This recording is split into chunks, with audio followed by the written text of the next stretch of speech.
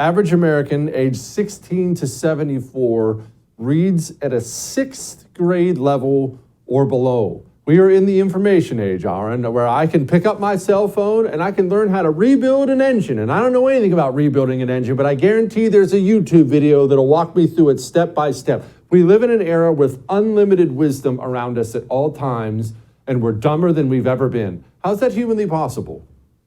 Actually, I think that's exactly the problem. When knowledge is precious and hard fought, people have to work for it. When you're drowning in it, people don't even reach for the thing right in front of them. The vast majority of students are now being taught to think for themselves. That's this phrase you always hear. Students they don't need to memorize things. They don't need to remember things. They just need to be able to have problem-solving skills and think for themselves. But you can't really think for yourself if you don't have the ability to read, if you don't have the ability to remember information, if you don't have the ability to move through the basic functions of logic that allow you to arrive at informed conclusions.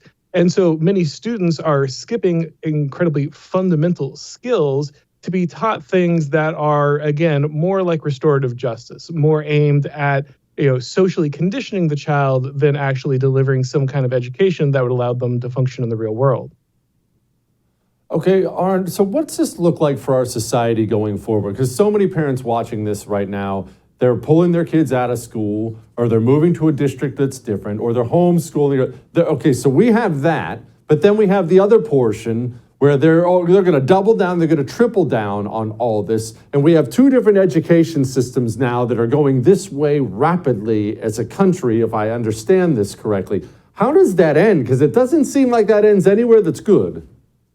Yeah, I mean, it's much worse than you think, unfortunately. What we're seeing is really a ton of social promotion. So almost all of the kids coming through public education, and sadly, in some cases, even private education, are coming through way below the standards, way below what's being assessed, and way below what you would expect a student to be able to do at those levels. And the standards keep getting lower and lower and lower. The grading patterns get lower and lower and lower because the incentive is always to pass more students.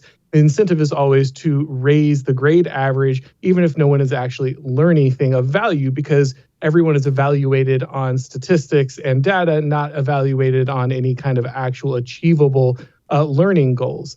And so what you end up with, especially as like you said, we start getting students who are pulled out of the public education system. You have ones that are homeschooled versus those that are being schooled in a public educational system. What you're going to end up with is cognitive stratification. We're going to end up with a lot of smarter people who are able to run certain parts of society, but we're going to hollow out that middle class. We're going to hollow out that middle spot that America was really built on. And you're going to lose a large amount of people who do things like maintain complex systems, which is why we have companies who are finding it harder and harder to do kind of mid-level jobs, do things like maintain essential functions of society, because we're actively reducing the number of people who have the cognitive ability to do those jobs in the first place.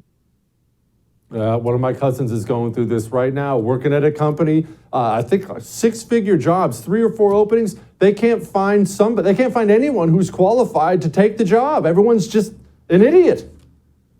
Yeah, and this, of course, then gets people to say, even people on the right, to say, well, then what we need is immigration. We have to bring in more people who are capable of filling these jobs. But what they do is they leave all the people of the United States behind, rather than turn around and say, okay, we got to fix an education system that's not serving these people, or we have to create an incentive for people to get further education and become more competent. Instead, they just try to paper this over by trying to import people to fill the gaps that they have created in the system themselves.